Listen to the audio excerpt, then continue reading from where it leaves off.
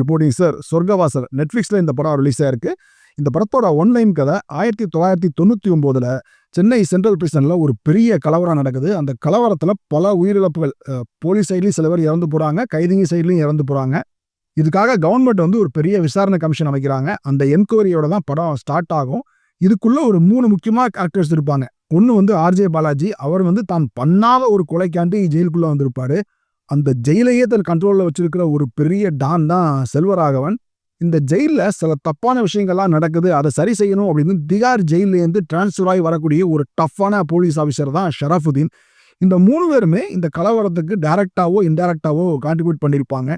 ஒரு வித்தியாசமான கதை களத்துக்காகவே டைரக்டர் சித்தார்த் விஸ்வநாதனை பாராட்டலாம். இந்த விசாரணை பண்ற ஆபீசர் தான் நம்ம நடராஜ். அவர் வந்து சில கைதிகள், சில போலீஸ் ஆஃபீஸர்ஸ் எல்லாம் கூப்பிட்டு என்கொயரி பண்ணுவாரு. அவங்ககிட்ட வந்து என்ன நடந்துச்சு அப்படின்னு கேட்பாரு. ஸோ அந்த மோட்ல தான் அந்த படம் டிராவல் ஆகும். ஸோ அந்த ஸ்டோரி பிரசன்டேஷன் வந்து உண்மையிலேயே ஃப்ரெஷ்ஷாக இருந்துச்சு. காஸ்டிங் கூட எனக்கு ரொம்ப பிடிச்சிருந்துச்சு. ரொம்ப சர்ப்ரைசிங்கான ஒரு காஸ்டிங். ஆர்ஜே பாலாஜி தன் கம்ஃபர்ட் ஜோனை விட்டு வெளியே வந்த ஒரு கேரக்டர். படத்தில் சில கேரக்டர்லாம் இவங்க எப்படி இந்த ரோலுக்கு செலக்ட் பண்ணாங்க அப்படின்னு ஆச்சரியப்பட வச்சாங்க. அது ஒரு பெரிய டானா செல்வராகவன், அனிருத்துடைய அப்பா ரவி ராகவேந்தர் இருக்கார்ல, அவர்லாம் யூஸ்வலாக ரொம்ப ஒரு டீசெண்டான மிடுக்கான ரோல் தான் பண்ணுவார். இந்த படத்தில் ஜெயிலுக்குள்ளே ஒரு கைதியாக அவர் வராரு. அந்த கேரக்டர் எழுத விதமும் சரி, அவர் பெர்ஃபார்மன்ஸும் சரி அட்டகாசமாக இருந்துச்சு.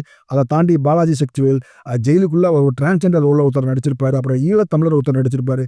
கருணாசுடைய கேரக்டர், இந்த மாதிரி நிறைய கேரக்டர் சொல்லலாம். அவங்கெல்லாம் அட்டகாசமாக அவங்கள பிக் பண்ணதும் ஒரு சர்ப்ரைசிங்காக இருந்துச்சு. அவங்க பெர்ஃபார்மன்ஸுமே நல்லா இருந்துச்சு.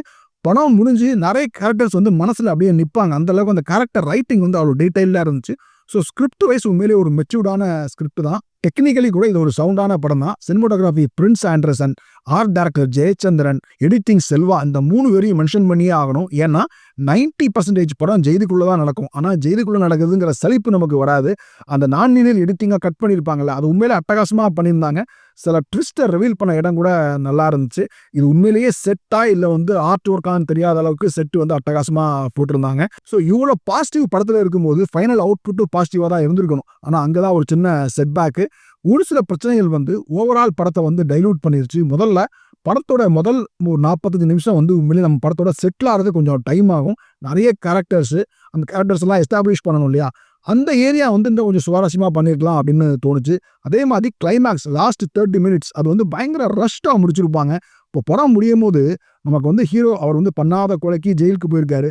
ஒன்று அவர் விடுதலை வந்தாருன்னா நமக்கு ஒரு சந்தோஷம், ஆடியன்ஸுக்கு வந்து ஓகே ஹீரோ விடுதலை ஆகிட்டாருன்னு ஒரு சின்ன ஒரு திருப்தி இருக்கும். இல்லை ஹீரோவுக்கு வந்து ஒரு பெரிய ட்ராஜடி நடக்குது அப்படின்னா அப்போ நமக்கு ஒரு எமோஷன் வரும். ஆனால் இந்த படம் முடியும் போது படம் பார்க்குற ஆடியன்ஸுக்கு நமக்கு எந்த ஒரு எமோஷனுமே வரல. அப்படியே ஃப்ளாட்டாக முடிச்ச மாதிரி இருந்துச்சு.